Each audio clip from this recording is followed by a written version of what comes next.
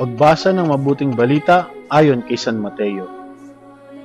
Pagsapit ng dilim, dumating si Jose, ang isang mayamang taga-Arimatea na taga-sunod din ni Jesus.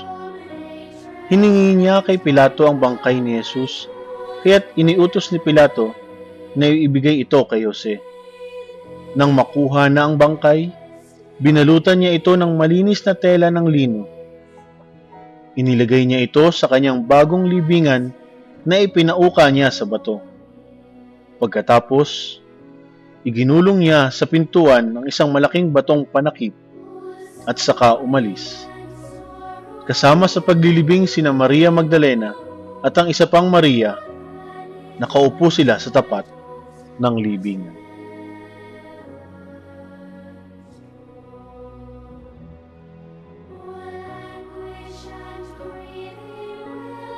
Sa pagkamatay ni Jesucristo sa krus, siya ay inilibing.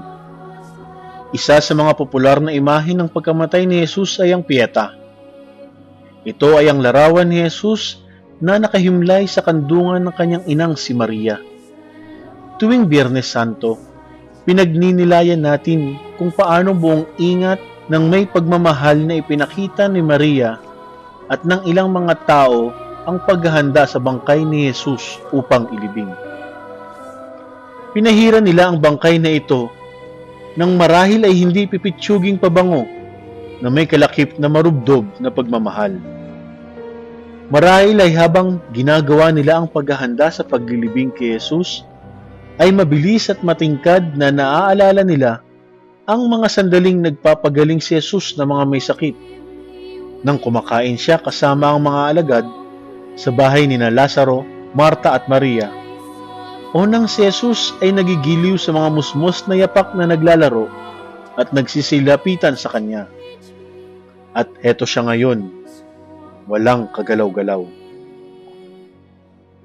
Si San Juan alagad lamang ang bukod tanging mula sa 12 ang naroroon.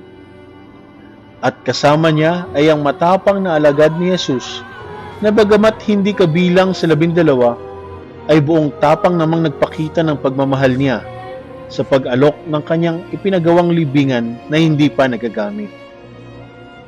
Lalo na dahil ipinagtagubilin sa kanya ni Jesus si Maria. Samantala, binalutan nila ng maayos si Jesus ng telang lino.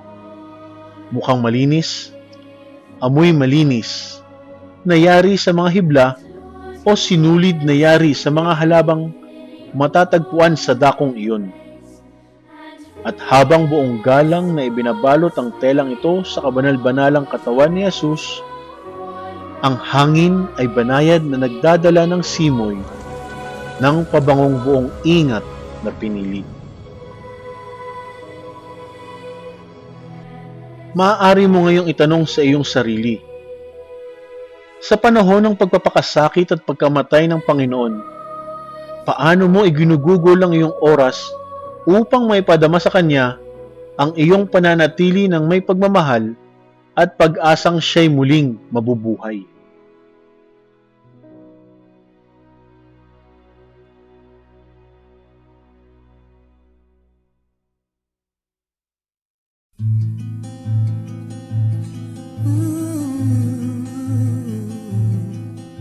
Sumasampalataya ako sa Diyos, amang makapangyarihan sa lahat.